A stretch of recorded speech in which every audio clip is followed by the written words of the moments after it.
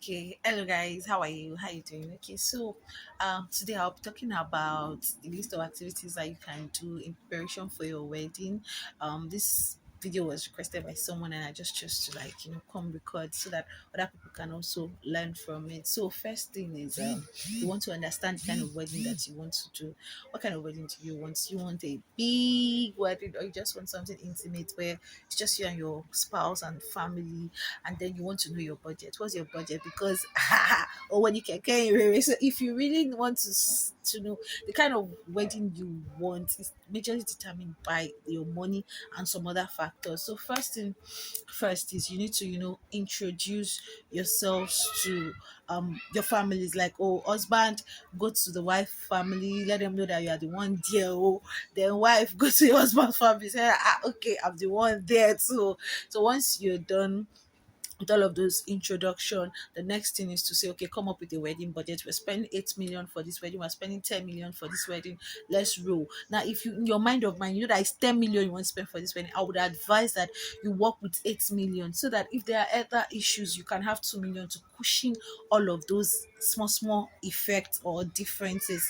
Now, going on, you also want to say that, okay, what kind of wedding do I want? Do I want a wedding with a bridal train? Do I want the Ashoebi thing? Can I do the, or do we need an event planner, or probably do we want a distance wedding, or what do they call that? It's a distance wedding where you just move everybody somewhere and then you guys just have it all there, and from there you just go your way.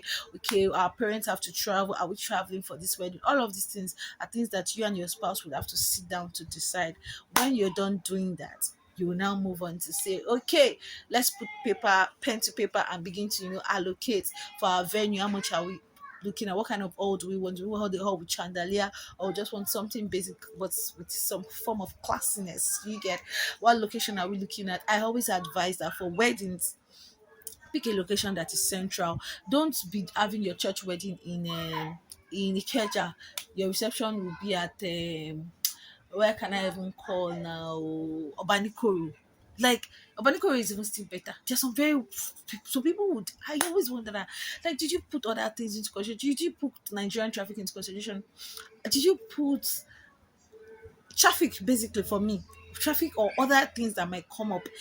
I prefer proximity. Your what's it called now, the location there should be some form of proximity between the church, reception venue, engagement venue, because you're already going through a lot of stress. You don't want any additional stress. You don't want anything else to stress you on this wedding matter. I say so you going to do all those plenty places, it's just going to give you mental stress. So you want to factor that in. Also, if you've been needing shortlet, all of those things, you want to start searching early. There are activities you do 3 months, 2 months, 1 month, 1 week ahead of the wedding. What kind of vendors do you want to use? Using vendors that has been used by other people are what me I would always recommend, because I mean, you can easily see their work. You're sure of these people to an extent, compared to you just seeing a random stranger. I'm not saying that you shouldn't give a random stranger a chance, but I used to also say that wedding is actually capital intensive, so you don't want to gamble. Be sure that wherever you're getting from, anywhere you're getting the person, you can be sure that that person is going to deliver. See, anybody that will not even deliver, don't bother.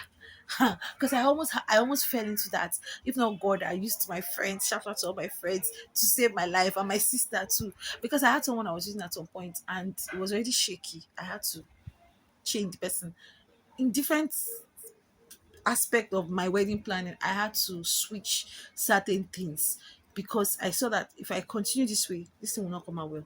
And that's why I'm giving this advice. So, and in wedding, you have to see, emotions cannot be involved here, because it is your day and you want to look good. You want to make sure that everything, at least 80% of the things you're doing that day, is okay. Not that this one, food problem, clothes wahala, wahala. That's why I always advise backup. So always have backup too. It always helps. But if in the case where you cannot afford backup, just try to ensure that everything is tight, clocked. Let me just say, for lack of a better word. So another thing I would also want to talk about is in terms of list of activities, wedding IVs. Okay, do you just want to use electronic IVs, or you want to have printed? How who's going to organize the whole printing? You have to put somebody, like, come up with a list as you are doing it, with allocating when it should be done and who should be in charge of this. Is it the wife, the husband, sister, brother, my uncle, my auntie that will organize this one? Fine. You also want to look at spoken about souvenirs. We also I say souvenirs, wedding ivy, venue, logistics, feeding. Who's going to handle feeding? Is it mommy, daddy, sister, uncle? Are we using a caterer? Are individual families preparing their meals and bringing it?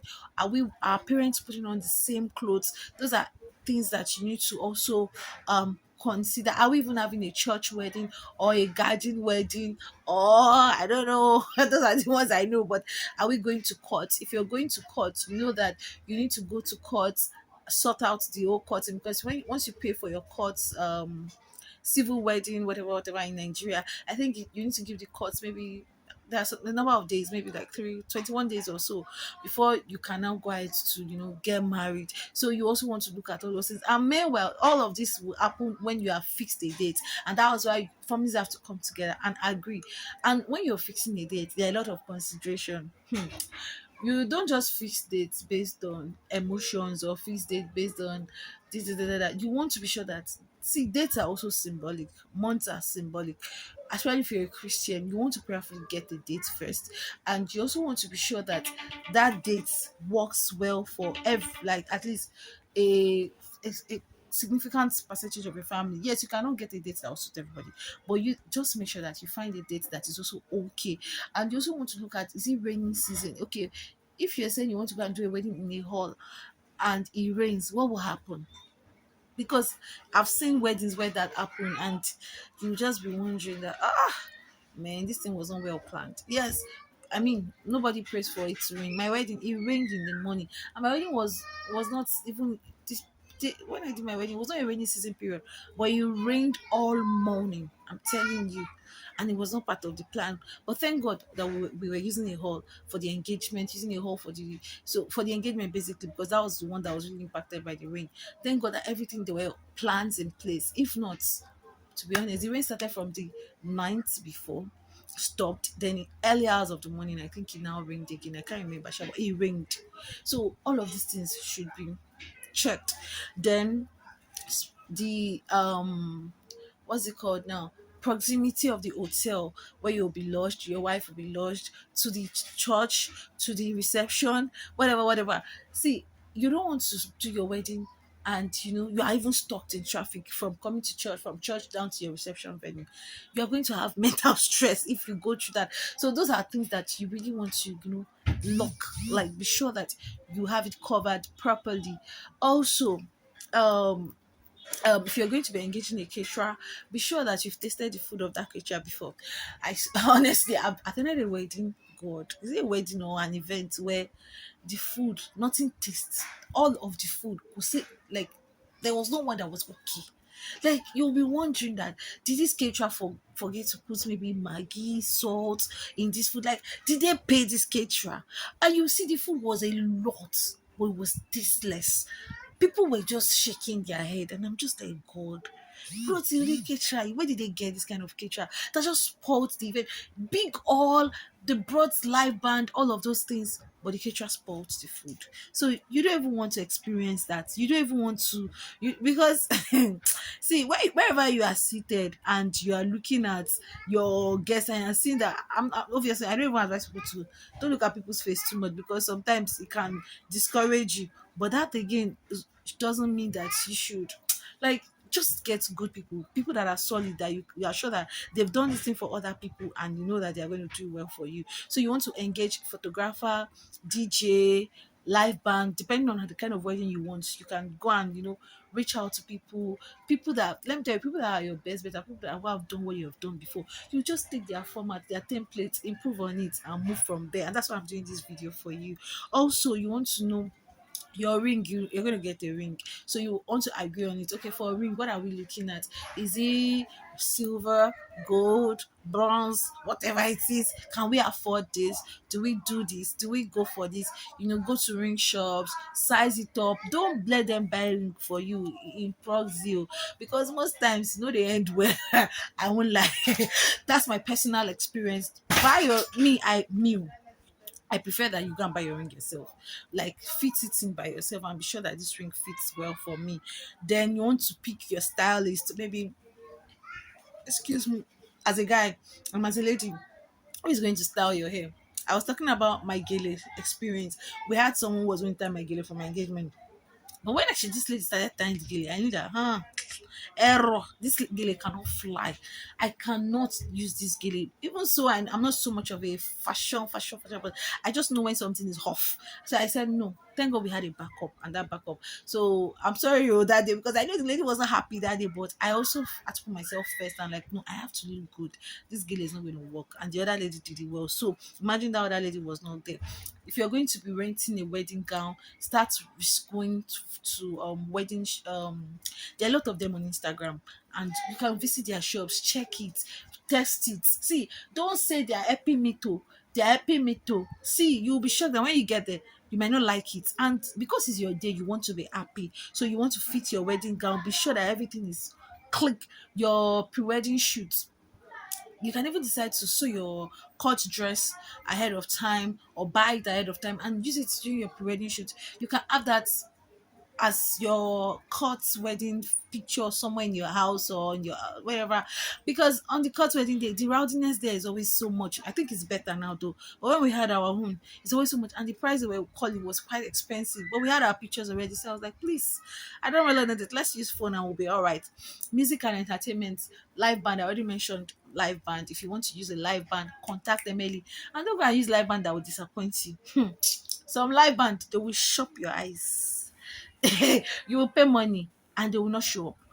As I said, when you are using vendors, you'll be praying as you are praying for the wedding to be a success. You'll be praying that your vendors, nothing will go wrong with them. Because if something goes wrong with the decorator, the alaga, the anything, it's a problem for your wedding. Let me not stop there. So, decoration too.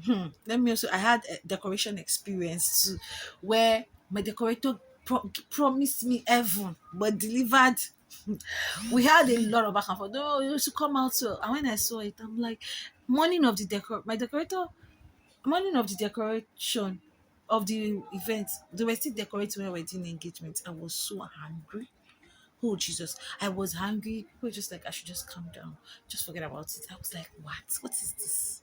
Let's leave that one.